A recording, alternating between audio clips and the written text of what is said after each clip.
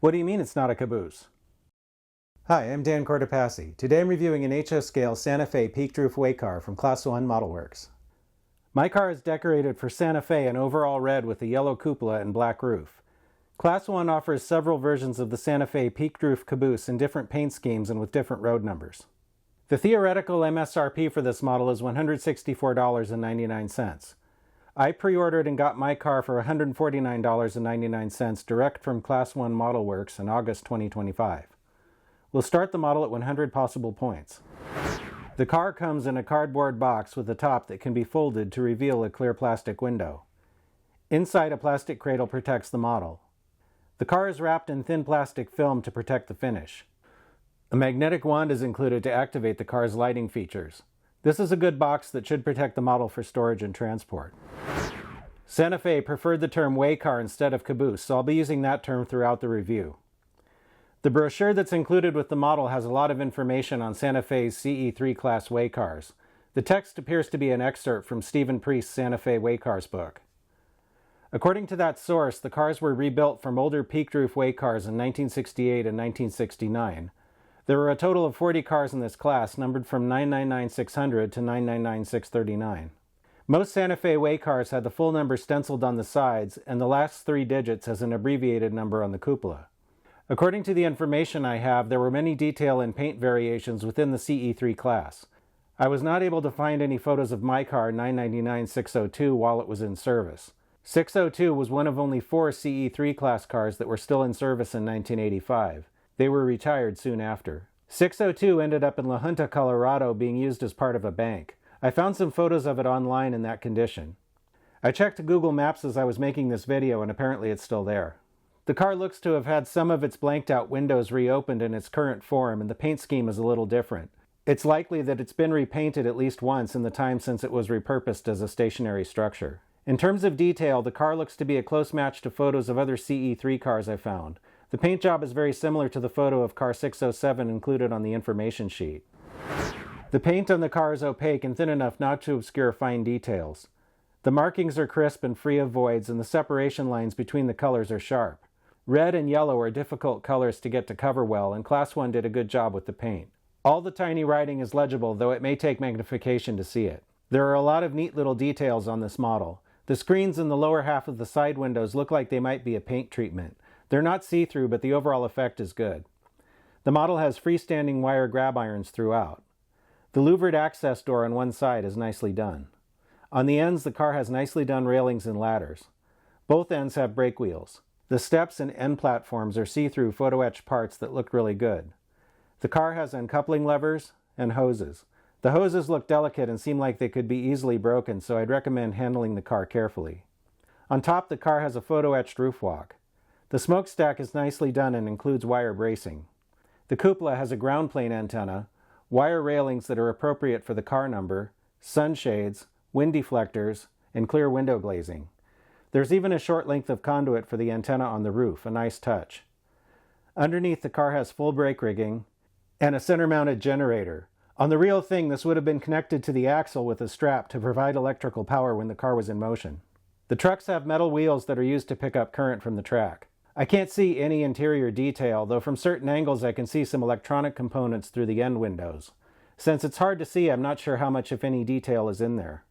Other cabooses in this price range sometimes have interiors, so if you're considering a purchase, you'll have to decide how important that is to you. Personally, if I can't see it anyway, I don't mind if it's not there. The car has metal knuckle couplers on both ends. Looking for a match on the horizontal center line, the coupler on the cupola end is at the correct height. The coupler on the other end is also correct.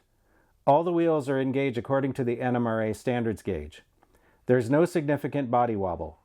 The car weighs 4.9 ounces. One of the first things I noticed about this car is that it feels heavy. The NMRA recommended weight for a car of this length is 3.5 ounces. Personally, I like cars a little heavier as I think they track better. The model is free rolling. I'm testing the model on Kato 550mm curves, which are equivalent to a 21 5/8 inch radius.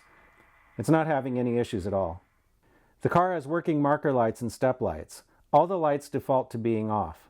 On a powered track, the marker lights on each end can be turned on and off independently by waving the magnetic wand over the roof walk near the corresponding end.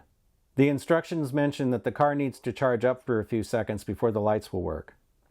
The step lights are activated by waving the magnetic wand near the center of the roof walk. It takes a little trial and error to find the exact right spots. I had to dim the room lights some more to show these as they're not very bright. These would look really cool if you do night operations. There's a powerful capacitor circuit inside the car. It kept the marker light on bright for over 3 minutes after the car was removed from the track, and it took over 4 minutes to fully go out. There is no interior light. Since it's my preference, I'm going to change the couplers to Katy 158s. Just remove the screw on the coupler box lid. And it fell out on its own. The uncoupling lever is attached to the lid, so you got to be a little bit careful. I don't know if I can just lift the spring out. There. And then the Katy should just drop right in. Yeah, so now I just need to put the lid back on. I'll do that off camera since I have to fish it out from underneath now because it fell. I like to check to make sure that the coupler spring is working and that it centers the way it's supposed to. This looks fine. I lucked out and the new couplers are still at the right height, so that makes me happy. I couldn't figure out a way to take this thing apart. There are screws here behind the coupler boxes, and I loosened those and the floor loosened a little like it wanted to come out, but it didn't actually move. And with all the detail on the ends and everything, I just don't want to risk it. And I don't really have a big reason to take it apart anyway, so I think I'm just going to leave it alone. Once I decided that my layout was going to be about Southern Pacific over Donner Pass, I stopped modeling Santa Fe as actively as I was before. But I still like the Santa Fe. I did sell off some of the cabooses, or I should say Waycars that I had. I had some of the older Intermountain ones, the CE1 class ones. I think I still have a couple of those, but I did sell off some on eBay. But when I saw this one from Class 1, I was like, that looks pretty neat. I want to try it. And I have, if you've been watching for a while, you know that I've been reviewing some cabooses in the recent past, notably the higher end models with lights and sometimes sound in them. So I wanted to try this one. And I like the wand. I think one of the other manufacturers, I think maybe Tangent, if I recall, is also using that method rather than having a decoder. And I think it works pretty well, because you don't need to do any programming with this car. You just use the wand and turn on whatever light you want to use and then just leave it. Because, as the train's running around a layout, you're typically not going to be messing with the lights. You're just going to leave it on, and it'll just stay that way. The one thing I haven't done is test this car on DC, so I don't know how well the lights will work on DC, but they work great on DCC. And I was really impressed by the length of time that the capacitors keep the lights on when the car is off the track. A full 3 minutes and they were still at full brightness. That's pretty good. That's way longer than you'll need to get over some spots of dirty track on your layout. So, I think it should work pretty well that way. I'm not too bothered by the lack of an interior, and I should say that I just can't see it. So it's maybe there is some stuff in there. I was looking in the windows and trying to shine light in the windows, and I wasn't seeing anything, but that doesn't necessarily mean it's not there. Again, though, I'm the type of person that, like, if I can't see it, why bother modeling it? So it doesn't really bother me that it's not there if it isn't. If you think, on the other hand, that, I could get a Tangent caboose or an Athearn Genesis caboose for the same price, and it has an interior of some kind, then, maybe you want to pass on these. But if you're a Santa Fe modeler and you really want to have a very accurate CE3 class or one of the predecessor cabooses before they rebuilt them, then I think this is a good model. Let's see what we've got. No deductions.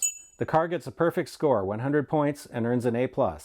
This is a great model and it deserves a green signal. I think Class 1 did a really nice job on this model. If you're looking for a Santa Fe Waycar for your HO scale layout, then I think you might like it. If you like this video, then please like, comment, share, and subscribe. Stay tuned and thanks for watching.